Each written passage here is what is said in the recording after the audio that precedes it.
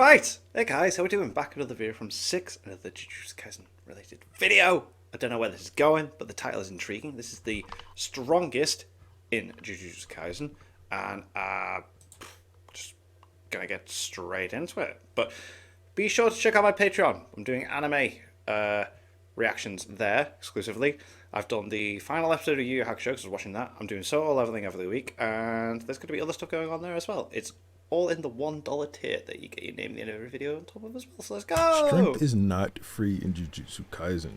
Oftentimes, gaining strength comes with the cost of something in return for that strength. True. So Maki lost her.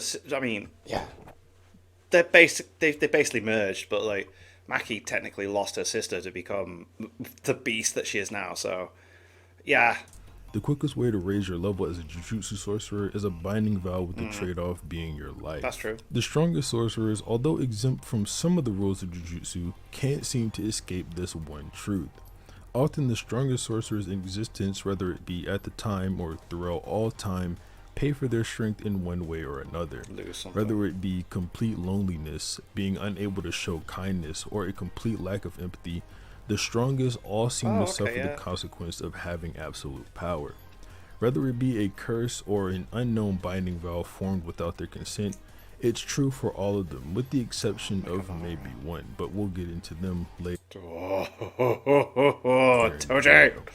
Kashimo, Yorozu, Toji, Gojo, and Sukuna are all the characters we're going to be taking a look at today, since they all held the title of the strongest at one point in time, and each had their own struggles with the position. Cool. While anomalies in power exist like crazy in the modern age with Yuta Kotsu, Maki Zenin, Hikari Kenji, Yuji Itadori, and even the potential man himself, Megumi Fujiguro, they only serve as proof that the curse can be broken, as one of the strongest, Satoru Gojo, set to gather these five as a way to end his own loneliness. But to not waste any more time, let's get started. Kashimo is a sorcerer born around 400 years before the main story takes place, so he's not from the Heian era, but he's from around the time Ryu is, except by the time Ryu was active as a sorcerer, Kashimo was already an old man, or at least at the time of this flashback where he agrees to enter into Kenjaku's binding vow and come back in the Culling Games. Kashimo is an absolute monster. Upon being introduced to the story, it's revealed he's unalived around 40 players in the Culling Games and scored 200 like straight up, it's like, what? points after adding a rule. I mentioned that just so everyone knows, despite his on-screen 1-win, 2-loss record, his title of the strongest isn't capped in the slightest regard. No, he's got the stats to back it up. Yeah. Kashimo struggles with connection, more specifically connecting to those he feels are beneath him because of his seat of power. He even mentions to Sukuna that he was always surrounded by those as feeble as the dirt beneath his feet. Kashimo's position here is pretty interesting to me. All things considered, he's very powerful, but he's strong without the use of a domain, simple domain, and a one-use self-sacrificing curse technique. Taking that into account, Kashimo should be on the weaker side, but that's not all that's interesting about this to me. A more interesting part is how he could feel this way after being beaten by Hikari. Sure, Kashimo didn't use his curse technique on Hikari, but the only reason he was even breathing past chapter 190 is because Hikari needed his points, and if he passed, they would disappear. I understand Kashimo didn't use his curse technique, and Hikari said he didn't count it as a win, but that's not what's important here.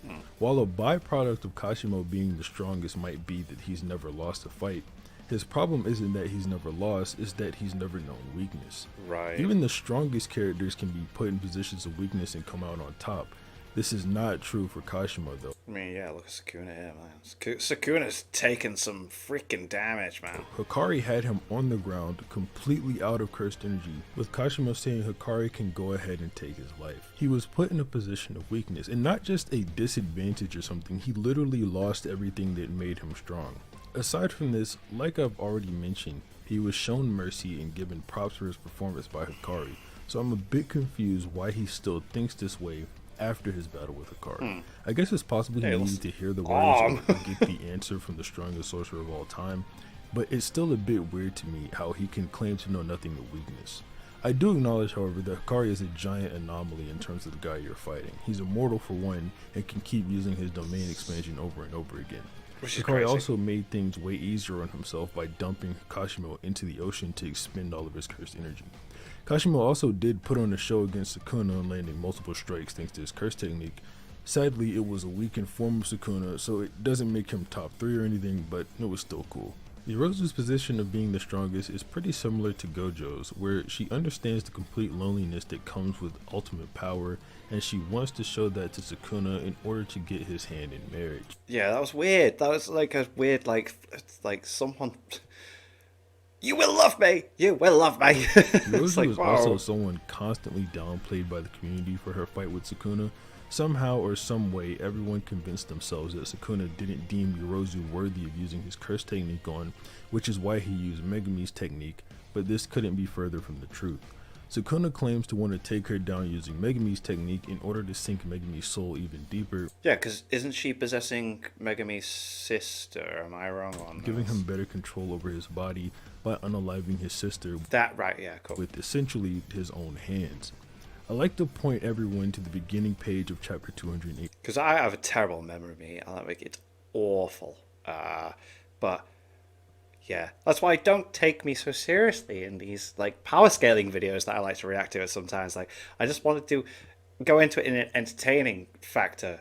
Like, bloody hell, like it makes me laugh when so many people leave such serious like content comments on my reactions, because I am not a power scaler at all. I could never go into like a debate. I could never do anything. It's just I find them fun, and then if I find something that I disagree with, I go full in, regardless, because I know like I'm kind of wrong all the time. So whatever. Where the narrator claims in terms of output, Yorozu was on par with the toughest fighters of the Heian era. This in and of itself is impressive, but this only gives us a vague idea of her power, considering we don't really know the toughest fighters That were there, yeah. of the Heian era.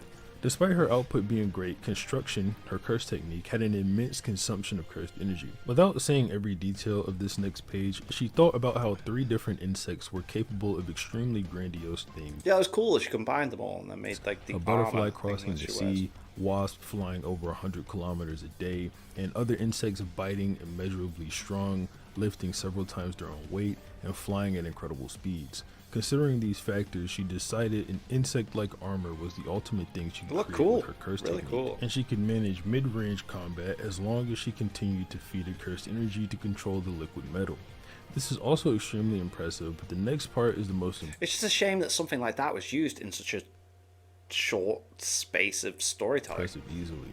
While using this armor, Yorozu defeated the 5 empty generals, which equaled the Sun, Moon, and Star squad that Uro led, and thus was acknowledged by the Fujiwara clan. This is impressive because Uro is one of the strongest fighters we've seen so far. Up until chapter 250, everyone, myself included, thought Yuta was holding back in Sendai Colony against these sorcerers, but Sukuna confirmed, at least for Ryu anyway, that Ryu is more durable than Yuta, so much so to the point Sukuna needed to use Cleave on Ryu instead of using Dismantle, which Cleave can be adjusted to the opponent's durability. Sukuna says he needs to touch both Yuta and Yuji to land a lethal blow, even though they don't surpass Ryu in toughness. Essentially what this means is that Yorozu probably beat the squad that equaled Uro's squad with little to no difficulty because she understands better than anyone the loneliness that comes with peerless strength. Wow, This okay. isn't to say Yorozu would beat up Yuta or anything. I don't really care who would win that matchup. If you think Yuta would also low diff Uro in a squad full of people who are more than likely weaker than her, just going off of other squads we've seen in the manga where the leader is the strongest, then it's fine to think Yuta could do that.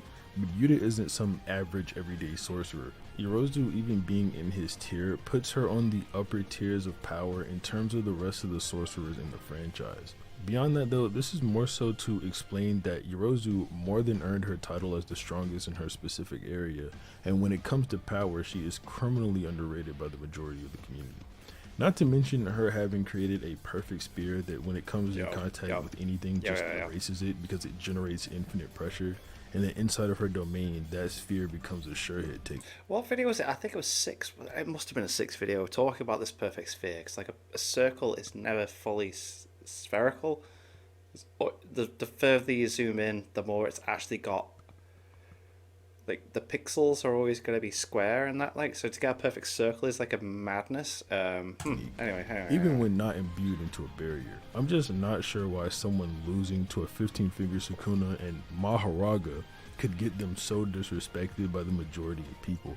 Toji is someone. I mean, so many people are losing to Maharaga anyway. It's like, man, doesn't get called out for this position enough because unlike others, Toji wasn't cursed by his strength, and instead it allowed himself to be free of curses and leave everything behind. Such a dude. Toji is my favorite. And Maki doing that at the end of the last chapter. His legacy continues. I mean, like, you know, the non-cursed people just being legends. Due to his strength, the Zenin clan basically wanted nothing to do with Toji, so while he was subject to abuse from them as a child, which ultimately led to him receiving the scar on his lip, he wasn't required to meet any of the expectations other sorcerers from the clan would have to. Aside from this, as an adult or at some point in time, we don't really know, Toji possessed the power necessary to end the entire Zenin clan if he wanted to, and decided he should have. He just should have. Against it. This is stated by Ranta whenever Maki is tearing through the Zenin clan, that the clan only continues to exist because of Toji's whim, and that Maki has become just like him. Yeah. Which, that second part isn't entirely true, but we'll circle back to it in a minute. Alright. Obviously, this gets confirmed to be true by Maki actually ending the entire clan. I thought that was so cool. It's like, vengeance, let's get it, let's go. The way she just sliced her dad's head off straight away, I was like, yeah, I got it. And even further gets confirmed by Naoya and his thoughts during his fight with Maki in chapter 151. I know Naoya gets clowned a lot for getting whooped by Maki twice, but if you actually read his dialogue, aside from his weird Toji glazing, he's saying things that apply to the verse at large. While claiming that Maki is... Sorry, give me a second. This message seems quite serious. Give me 1 second. Oh, okay. It's not that bad, actually. Sorry.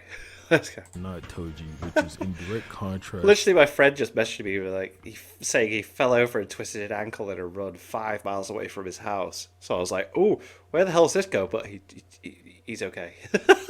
Because with me, I fell over twice running, and I one time just bruised my ribs, and another time cracked my ribs, and had to go to the hospital both times. So anyway, with Ranta's earlier statement that she is just like Toji, Naoya claims that the sin of the insignificant is ignorance of strength, and that no one understood Toji except maybe Gojo. Naoya is doing a lot of glazing here, but he's right and wrong in some kind of ironic ways. While he is correct that Maki is not like Toji yet, as she hasn't received her second awakening, he's wrong in... Yeah, it's later on that she just goes... Still, that initial, like, thing was so cool. Saying that he's stronger than Maki and that she's an imposter. I mean, she literally one-shot him and saw through his curse technique while he was at top speed, so not much more explaining is needed. Naoya also starts to see Toji and Maki when she receives her second awakening, so it does at least confirm Naoya pretty much knows what he's talking about, and it fits into Gojo's narrative as well as Yorozu's and Kashimo's, where no one really understands those people, or at least their peers don't, because of their immense power. In Gojo's own words, you can make a flower bloom, but you can't tell that flower to then understand you. Toji, aside from just being strong, is a complete anomaly to the Jujutsu world. He's got absolutely zero cursed energy, and that gives him the power to interfere with things not normally able to be interfered with in the Jujutsu society. Yeah, the way he just pops into a domain and then just like, it's like, what? That was so freaking cool, man. Like, It's mentioned by Tengen that the 6-eyes star plasma vessel intends and to be able to just leave, just walk out, because you have no cursed energy, but still compete against people that are doing the domains. Oh, in themselves are all tied together by fate. Paraphrasing just a bit here, Kenjaku tried to stop this fate multiple times by ending the lives of the 6-eyes users, even a baby at one point, but at the time of the merger, things always fall into place. But Toji, who was free from cursed energy, was able to interfere here where Kenjaku couldn't, unaliving the star plasma vessel, preventing the merger, forcing Tengen to evolve, and the 6-eyes user to awaken, or in Tengen's words, break them all free from their destinies. Yuki also chimes in on this one, where she says 12 years ago when Toji showed up is when everything began to get warped. Someone might mention how Gojo is stronger than Toji because Toji had to wear Gojo down in order to actually unalive him. And yeah, while that is true, Toji did wear Gojo down. It's kind of in character for him to not make extra trouble for himself because he's kind of a lazy bum. Yeah. He even mentions this. He's as crazy as he is. Yeah, he just wants the nonchalant side of everything. Hence why he just chills and makes bets and that. Like, the reason he won't kill. Like, he just it's to make money is to sit there and place bets on. He'd rather do that than work. Yeah. And says him fighting Gojo the second time was purely for pride, since he doesn't work for free, and that him doing that was him deviating from his true self. I'd also like to say I think Toji cursed himself taking the second fight with Gojo. Someone on Twitter had pointed out to me that curses in JJK normally appear as a black text box. That got me thinking to look back here, and that's an interesting one. I'm gonna have to keep that in mind when I'm reading. Sure enough, Toji's uneasiness appears in a black text box. Yeah. To be completely transparent, the appearance of a black text box doesn't inherently mean it's a curse, but I think given the evidence that curses appear this way and the fact that Toji literally went against his own morals and walked into guaranteed death taking the second fight, that it's safe to say his uneasiness that he was ignoring was him cursing himself. Aside from this, you have Yuki saying Geto shouldn't feel bad for losing to Toji because Toji is a true superhuman, even though at this point both her and Geto are special grades. Toji's feats also speak for themselves. Even the fact he can exercise special grade curse spirits alone is insane, and a disaster curse at that. For perspective, the only people known to have exercised a special grade curse spirit alone are Gojo, Kenjaku, Sukuna, Yuki, and Takaba. All combatants of a special grade level or higher. I guess I should mention, Megumi took out a special grade as well, but he did it while the special grade was off guard, and Toji beat up Megumi badly anyway. Gojo's part in this is definitely the most well known. We've all seen the page of him standing alone as the strongest, and chapter 236 definitely tied a lot of the pieces of this together. What people should pay attention to, aside from the page where Gojo is proclaimed the strongest, are all the answers of the people before this page. Every panel contains a different answer to the question, what is Satoru Gojo to you?